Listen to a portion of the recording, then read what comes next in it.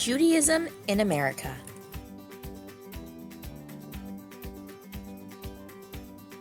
Here we can see where the various Jewish populations live throughout the United States.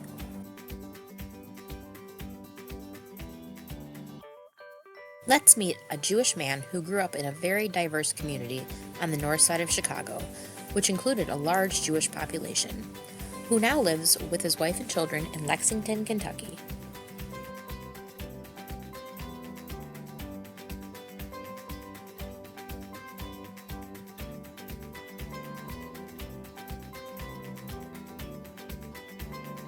What was the benefit of growing up in such a diverse community such as Skokie, as opposed to what one would experience growing up in Lexington?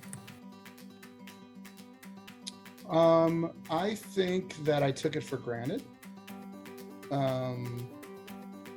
The thing that stands out to me moving to Lexington, Kentucky, is I took a lot of things for granted. Not just the fact that like half my friends were Jewish, but the other half of my friends were everything else. And that diversity exists in some places, but not quite to the level that it does in Skokie. And it's something that I definitely miss. Because in a place where you have every religion represented, every culture, I mean, how many different languages spoken in my senior class? I think it was like 70 at Niles North. Like, that is something that I would want for my kids, and honestly for anybody's kids, but it doesn't exist here. So we have to like actively find people that have not just a diverse background, but diverse opinions and that sort of thing. Was there anything that you didn't enjoy about being a Jewish child? Or do you recall anything being more difficult because you were Jewish? I just didn't like going to Sunday school and like going to, like, it was something that, I don't know, I think because my parents felt like it was something that I had to do. I don't know that they necessarily like loved having their weekends, taken over as well. So like, I don't know if there was anything that was difficult. I would say just the fact that I was surrounded by it, and there was a little bit of this like, you don't have a choice, you have to like be a part of this community. That was a little bit hard. While the majority of American Jews continue to affiliate with one of the four major denominations, Orthodox, Conservative, Reconstructionist, and Reform, there are various efforts to create intra-Jewish conversation and joint action that go beyond denominational lines. Often, this intra-faith dialogue can be more difficult than interfaith work, as different groups may compete in their efforts to define which ideas and values their traditions hold most dear. Your religion, there are different subsets, right? There's Orthodox Jews, there are conservative Jews, which doesn't mean politically conservative, it just means more traditional. And there are Reformed Jews. Depending on where the community is, I would say a conservative synagogue could be a mixed bag, politically speaking. And the Jewish faith is very much divided by a lot of things.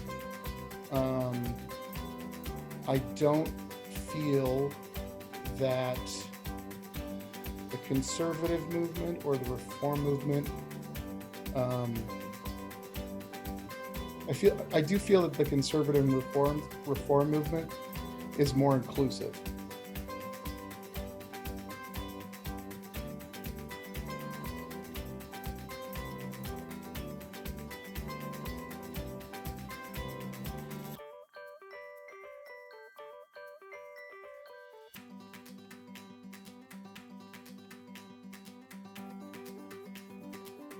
Where are the more non-secular communities located in the Chicagoland area?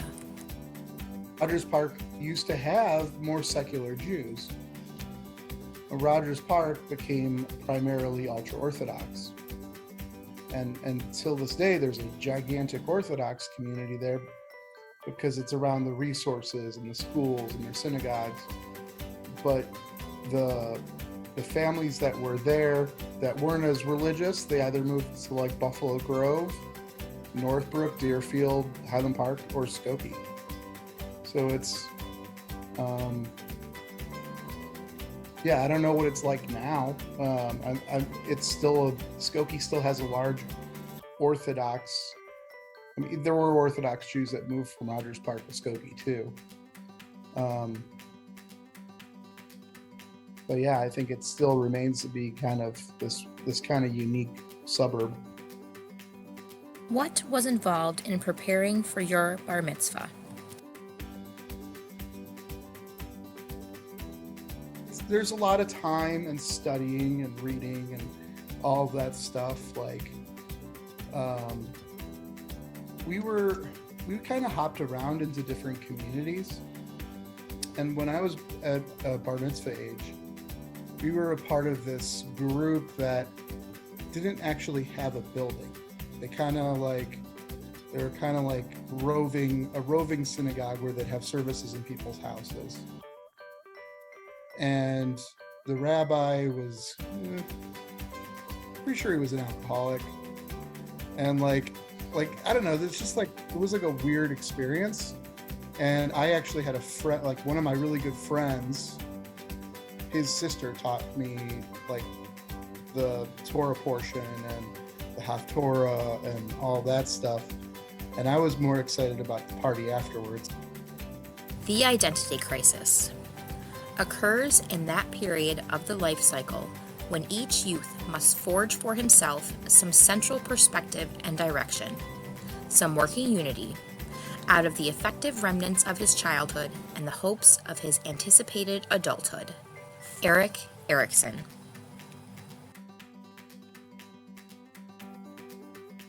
What was life like after your bar mitzvah?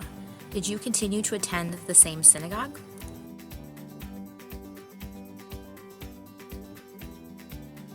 Went to one in Skokie that was Reformed, which is just very progressive. Most of them don't keep kosher. It's pretty, it's very liberal. It's like a Jewish movement that started in the 60s. And, I think once I got into that community, they were like, oh, they put me on this trip to Israel. They sent me to a Jewish summer camp. So like 14 was kind of like, okay, he just had his bar mitzvah. Let's keep him involved. So they really tied me into some of these other things. But then after that, it was, mostly just a high holiday Jew, going for Rosh Hashanah and Yom Kippur and maybe doing some Sunday school. I was involved with a youth group that did some, youth group things. But ultimately, I felt like when I was doing that, I was only really hanging out with one or two of my actual friends, because I felt like that group was just sort of, they were some of the more wealthier Jews. And I didn't find a connection with a lot of those people. So it fizzled out. I think for some people, the bar mitzvah is this like, moment where like, they go through all of this and maybe it is, they either go in this one direction, the direction that my wife went into, which was she loved summer camp. She went every year. She felt part of her community, both here in Lexington and at summer camp. Her like best friends from growing up and now are from summer camp. Like, I could have gone that direction too, but that's just not the way it worked out for me. Have you found any of the expectations of your non-Jewish friends and neighbors in Lexington to be silly or unreasonable?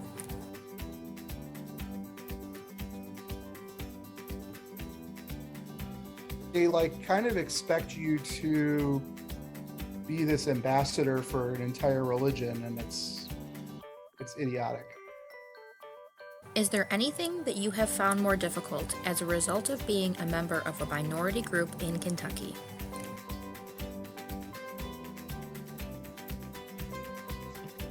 One of the things that's sort of annoying is because it's such a small community, when somebody that is maybe ultra religious, Christian or whatever it is, when they meet a Jew, it's like, they just met Easter Bunny. Is there anything in particular that you miss about living in Skokie?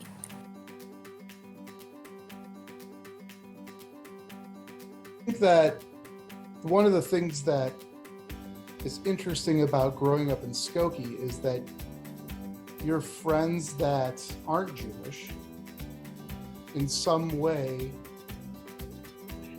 I don't know, they get it, and that's why, when I'm back in Chicago or in Skokie, I feel like I'm in my natural habitat, because people get where I come from. When did you feel yourself pulling away from the religious part of Judaism?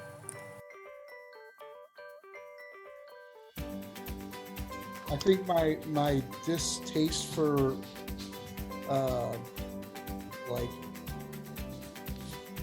religion probably comes from all the political nonsense which exists in every religion. But when I was 13, I went on a trip to Israel, and it was this organized trip where they take you to all the sites and you do all the things that Jews do when they go to Israel. And we went to the Wailing Wall, and there were adult chaperones on the trip that, various opinions on what's going on in the world and in Israel. And I instantly was recognized that while I was in Israel and standing at the Wailing Wall, which is the holiest place in the world for Jews, the Orthodox Jews that were there did not see me or the people that we were around as Jews. They saw us as Americans. You're not a Jew unless you look exactly like them. How do different groups of Jews in America view the LGBTQ plus community?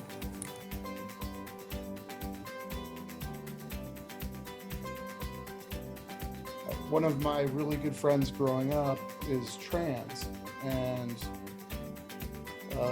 he has a brother who became an Orthodox Jew, and that brother kind of removed him from his life and did not invite him to his wedding. And so if I had to guess, I would say the vast majority of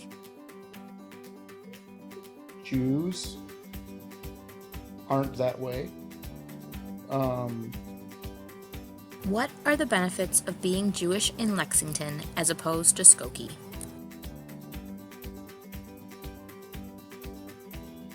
I feel like I'm more needed, which is a good feeling. But at the same token, I'm still this person that has no affinity to the spiritual aspect of Judaism. Or I mean, honestly, most Jews I know are atheists anyways. There's that piece. The part that I've grown attached to is the specific community that we're a part of. And that's, I think it's unique here, because you could easily get lost in any Jewish congregation in any big city. Here, I feel like I do know everybody and everybody knows us. Is there anything you experienced as a Jewish child that you wouldn't want your children to go through? or any advice you would give them. I wouldn't want them to be shielded from the truth that there are people of every religion, including our own, that aren't good people. I want them to understand that religion is built to sort of guide them, but ultimately, like, that's why it's there, right? Absolutely. I hope you enjoyed learning about Matthew and his experiences as a Jewish American.